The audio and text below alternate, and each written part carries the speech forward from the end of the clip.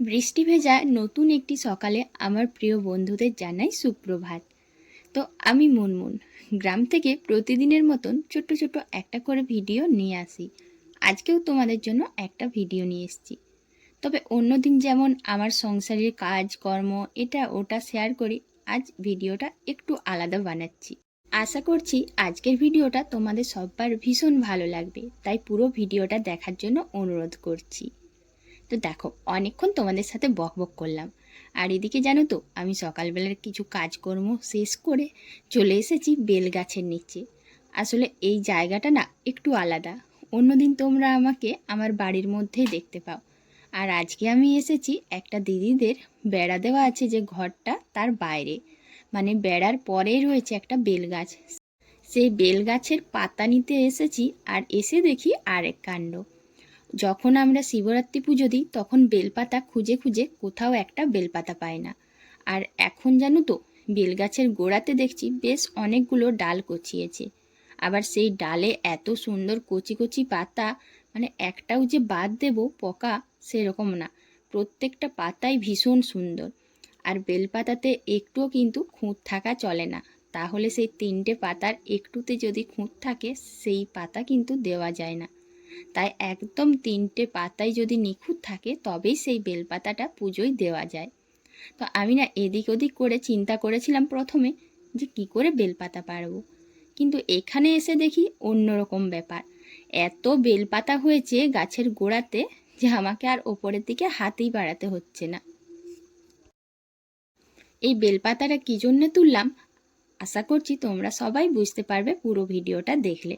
তো সবাইকে ভিডিওটা দেখার জন্য অনুরোধ করছি। যে বা যারা যেখান থেকে আমার ভিডিওটা দেখছো, আশা করছি সবাই ভালো আছো, আর আমিও খুব ভালো আছি। বিশেষ করে আজকের দিনটা আমার জন্য ভীষণ ভালো। আশা করছি যে আজকের দিনটা আমার ভীষণ ভালোও কাটবে। তো সবাইকেই জানাচ্ছি অনেক অনেক শুভেচ্ছা।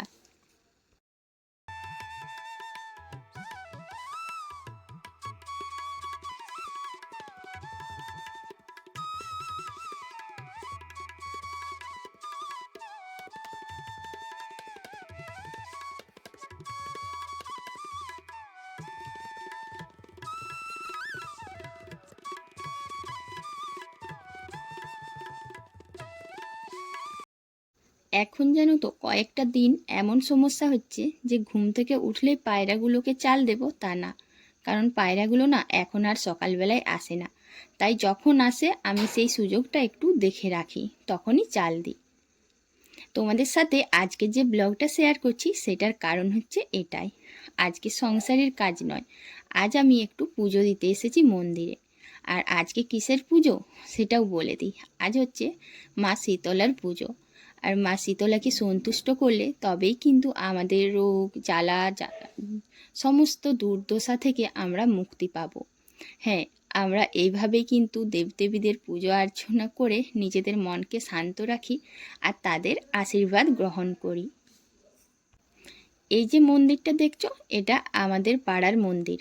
আর এখানে জানো তো দুর্গা পুজো হয়, কালী পুজো হয়, আবার যা যা পুজো হয় সবই হয়। আবার এদিকে দেখো মা শীতলারও পুজো হচ্ছে। তবে মা শীতলার পুজো ঘট পেতে করা হচ্ছে। আর অন্য বছর জানো তো অনেক লোক আসে, এই বছর একটু কম। কারণ যে পাড়াগুলোর থেকে সবাই আসে সেই পাড়াগুলোই বেশিরভাগ পাড়াতেই অসুচ আছে। আর অসুচ থাকলে কিন্তু তারা পুরো এক বছর মন্দিরে পা দেয় না। অনেকটা দেরি করে ঘট আনা হয়েছে, তাই আমিও কিন্তু অনেকটা দেরি করে পুজো দিতে এসেছি। প্রথমে ভেবেছিলাম হয়তো পুজো শেষ হয়ে যেতে পারে, কিন্তু তারপর ফোন করে জানতে পারি না, আজকে যে পুজো করতো সেই দাদাটার যেন তো ভাইয়ের শরীর খারাপ, তাই একটা দাদু পুজো করতে বসেছে। আর সেই জন্য যেন তো অনেকটাই দেরি করে পুজো হচ্ছে, আর আস্তে সুস্তে হচ্ছে। কারণ বয়স্ক মানুষ, অনেক রকম পুজোর নিয়ম থাকে, সবটা যখন একা হাতে করবে বেশ খানিকটা দেরি হবে। সারা বছরে জানো তো এই সময়টায় একবার আমরা মা শীতলার পুজো দিয়ে থাকি, আমাদের সংসারের মঙ্গলের জন্য, সমস্ত রোগ জীবাণু থেকে আমাদেরকে মুক্ত করার জন্য। তো প্রিয় বন্ধুরা, আশা করছি তোমরাও সবাই কিন্তু ভীষণ ভালোভাবে মা শীতলার পুজো দাও। আর অনেক পাড়াতেও কিন্তু পুজো হয়, জানো তো আমাদের এই জায়গাটায় পুজো হচ্ছে, আবার অনেক পাড়াতেও পুজো হচ্ছে। এদিকে দেখো একটা দাদাভাই না হন্তদন্ত হয়ে যাচ্ছে, কারণ তার পুজোটা নিয়ে তাকে ঝাড়গ্রাম যেতে হবে।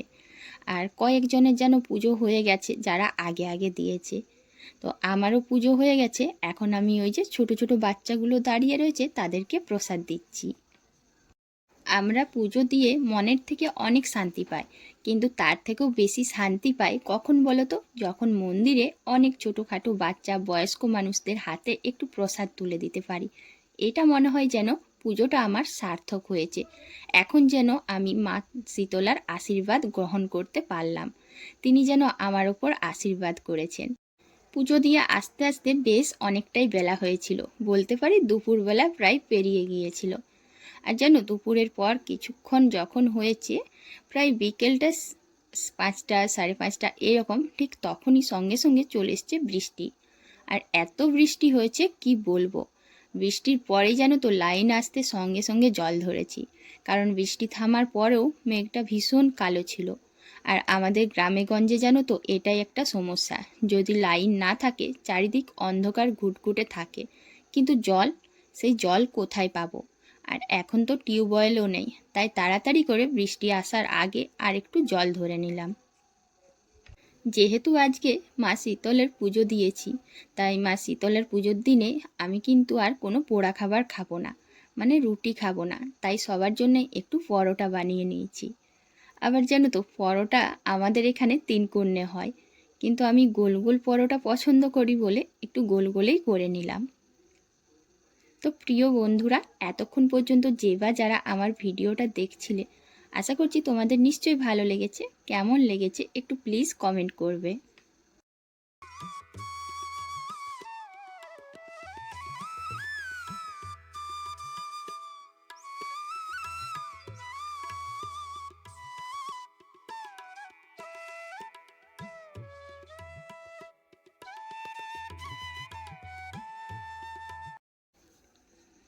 এদিকে দেখছি যখনই তরকারি বসাবো হলুদের কৌটোতে অনেকটাই হলুদ নেই, বলতে পারি যে সেই 1 চিমটে পড়ে রয়েছে।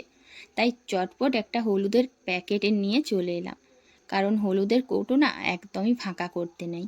হ্যাঁ, যখন পরিষ্কার করব তখন আলাদা, কিন্তু হলুদ যেহেতু শুভ জিনিস, আর আজকের এই শুভ দিনে আমি চাই না যে আমার কৌটোটা ফাঁকা থাকুক। হলুদের প্যাকেটে যতটা হলুদ ছিল সবটাই কৌটোর মধ্যে ঢেলে দিয়েছি, আর কৌটো ভর্তি হলুদ দেখে মনটাও বেশ ভালো লাগলো। এখন অনেকটাই রাত হয়ে গেছে, তাই সবাইকেই খেতে দিয়ে দিচ্ছি। আর জানো তো বন্ধুরা, একটু সিমাইয়ের পায়েস করেছিলাম, কিন্তু কাকিমা সুজি দিয়েছে, আর সুজিটা যদি না খায় কাল খারাপ হয়ে যেতে পারে, তাই সিমাইটাই রেখে দিলাম, কারণ সিমাইটা হয়তো ভালো থাকতে পারে। আর আমি একটু সুজি নিয়েছি, হ্যাঁ যদি পারি পরে নেব। তো প্রিয় বন্ধুরা, আজ এখানেই শেষ করছি, টাটা।